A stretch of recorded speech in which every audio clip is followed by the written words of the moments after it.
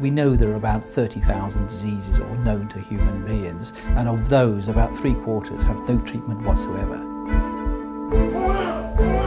You have an ageing population worldwide, there are a lot more chronic disorders coming through, and these patients need new treatments which are offered on a continuous basis.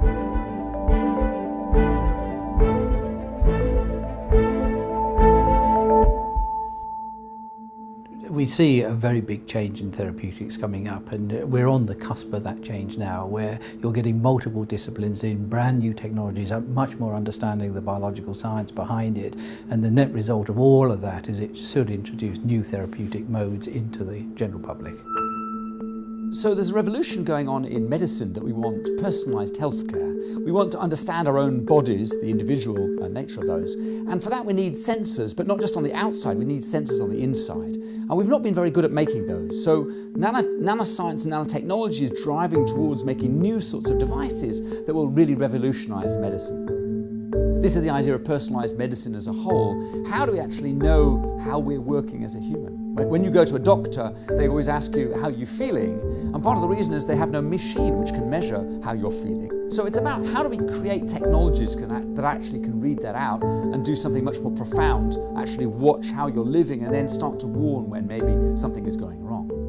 Now, on the very, very future scale, what we actually really want to do is to put nanomachines inside our bodies. We want them to go and scavenge away and repair parts which are broken, remove clots, and all at the moment this is rather large-scale interventions, so surgeons have to push something in your body. What we'd really like to do is to use what the body does. And so nanotechnology is learning how to build these sort of nanomachines. Humans are living longer and longer, and of course we've dramatically changed life expectancy over just the last 100 years or so with the introduction of antibiotics. And so our tissues, the quality of our tissues decreases with time, and that means as we live older and older, we're going to need more and more replacement parts, not necessarily just to stay alive, but for our quality of life as well. So we study natural materials because if we want to make artificial materials that are similar to the natural materials, we have to understand the natural materials themselves first. Scaffolds are used for tissue engineering when we make an artificial tissue. Tissues have two components. They have cells and the material, the extracellular matrix. So our scaffolds mimic the material part, and then if you add cells to that, then you can engineer a new tissue. Other organisms have enormous powers to regenerate. They can regenerate limbs that are lost or hearts that are damaged. Humans, we don't have that ability. When somebody has a heart attack, part of their heart muscle dies. They can lose 1 billion cardiomyocytes, and the heart never repairs that. It's just replaced by scar. What we'd like to do is develop a tissue-engineered cardiac patch made out of stem cells that can replace and restore normal function to the heart. What we're using is embryonic stem cells that can form heart muscle and all the other structures of the heart. And what we want to do is to improve the heart function, not just by a couple of percent, but completely back to normal. I mean, the future is actually very bright for regenerative medicine as a whole because other people are working on other organs. So kidneys, livers, repairing damaged brain, even spinal cords. So there's a huge area of promise here. I think that's what the future holds, looking far ahead.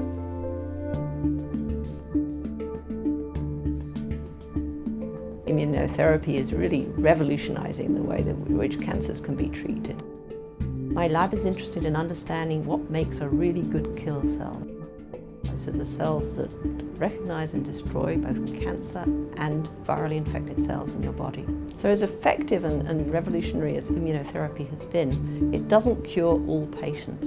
And so it becomes incredibly important to understand in detail what tells a killer cell to kill and how it does so.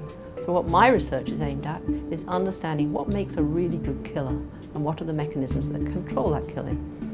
One of the approaches we use is to study cells from patients with genetic diseases where the killer cells don't work, to try and understand why things don't work when one component's missing.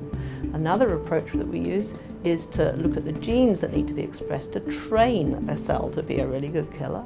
And finally, we use a lot of high-resolution imaging on live cells to see what happens to make the killing effective.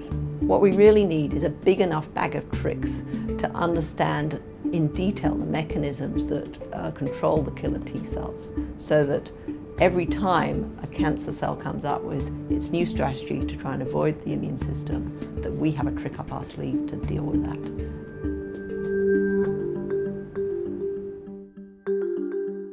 I head up a team that's a new team, really working and focusing on a new type of technology, really on a new breakthrough called CRISPR, or genome editing.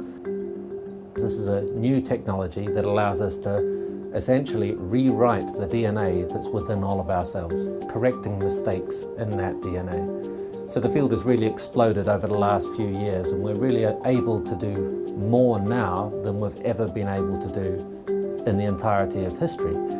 Now, CRISPR is essentially the exploitation of an antiviral defense system that exists in all sorts of different species of bacteria. And scientists have taken that and have taken components of that to be able to rewrite DNA in all manner of cells and all manner of organisms. Gene editing is really essentially a two-part system. There is a GPS location and there is a pair of molecular scissors. The GPS locator directs the molecular scissors to a specific part of the DNA to be able to make its cut. And at that point there, the cut, the removal and the replacement of the DNA can occur. What we hope to be able to do is, once we've corrected the cells in the petri dish, is to be able to put them back into the patient. Now what that will do is it will not be a therapeutic against a particular disease or it will alleviate the disease. That could potentially be a complete cure for that disease, for that individual. What this technology also does is it allows us to look down within a cell and to tinker and really understand what's going on, how cells work at the most fundamental of levels. And that allows us to do all sorts of things. That allows us to turn a cell into a computer, for example, to record information into a cell, to program cells to do specific things. Very soon in the near future, we'll see some diseases being completely cured, simple diseases being cured by CRISPR technology or genome editing technology, with more and more complex diseases being tackled over the next few years. So we're working with regulators and with clinicians to ensure patient safety is paramount. Clearly, the field of therapeutics offers many exciting new treatments, the prospects of all sorts of amazing discoveries. But it's important to remember that these benefits are not free from risk or controversy. Topping most people's list of issues to be concerned with is the prospect of designing some sort of post-human race. So to avoid the metaphorical shipwreck, it is really important that we bring together people who are expert in all aspects of technology and society, including law and ethics, to identify and evaluate the various risks, benefits, themes and trends. So I think in 50 years that we really will be able to manipulate these cells with exquisite specificity, and I think being able to control what is a fabulous and effective little cell within our body to help the immune system when it needs to be helped or when it begins to go rogue. We'll be able to do that in 50 years. Gene editing itself is so versatile, it feels a bit like sometimes the sky is the limit. I could see a situation where in 20, 25 years in the future that people could be engineering synthetic cells that go inside people and survey around their body looking for disease and dealing with disease as it arises. Right now, if something goes wrong, you might need a donor in order to get a replacement part. But in 50 years, we might just be able to walk into a room and have there be shelves full of donor parts for all different tissues in the body because of tissue engineering.